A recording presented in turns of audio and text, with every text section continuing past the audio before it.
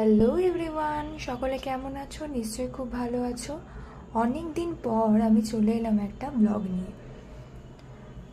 ছিলাম আমি তখন মামার বাড়িতে। ঘুম থেকে উঠে করে নিলাম ব্রাশ করে নিয়ে খেয়ে নিলাম গরম গরম চা আর বিস্কুট। চা বিস্কুট খেয়ে স্নান করে রেডি হয়ে নিলাম, অফিস যেতে হবে। দেখো তো আমার আউটফিটটা কেমন লাগছে। তারপর খেয়ে নিয়েছিলাম গরম গরম ডিমের পোচ আর ঝাল ঝাল ঘুগনি, যেটা ছোটো মামা বানিয়েছিল, খুবই টেস্টি ছিল। তারপর বেরিয়ে পড়লাম। বাইরে প্রচণ্ড রোদ ছিল সেদিনকার। পৌঁছে গেলাম স্টেশনে। বুঝতেই পারছো কোন স্টেশন, এটা ডানকুনি স্টেশন। ট্রেন এসে আমার জন্য অপেক্ষা করছিল। ট্রেনে উঠে পড়লাম, ট্রেন ছেড়ে দিল।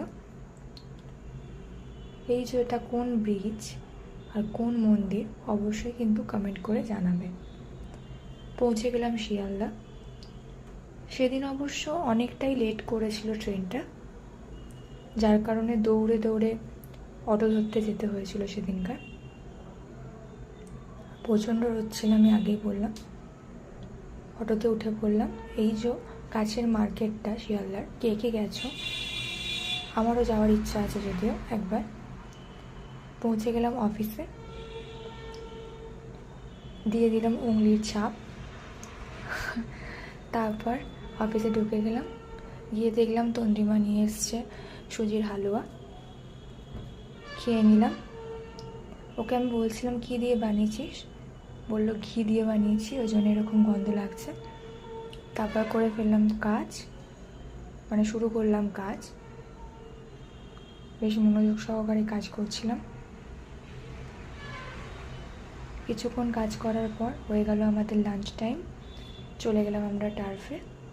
সবাই সেদিনকার বিরিয়ানি খাচ্ছিল, যেহেতু আমাদের সিওর ফেয়ারওয়েল ছিল, তো স্যার আমাদেরকে চিকেন বিরিয়ানি খাইয়েছিলেন সবাইকে। তাই আমরা সবাই মিলে একসাথে চিকেন বিরিয়ানি খাচ্ছিলাম। মোটামুটি ভালোই ছিল খেতে চিকেন বিরিয়ানিটা।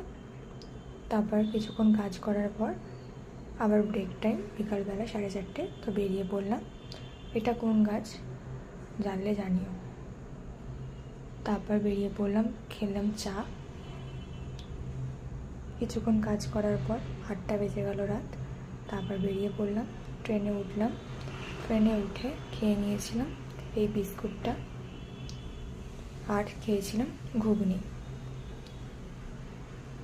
তারপর ট্রেন চলে এলো ডানকুনি স্টেশনে। স্টেশন থেকে বেরিয়ে খেয়ে নিলাম গরম গরম চা। তারপর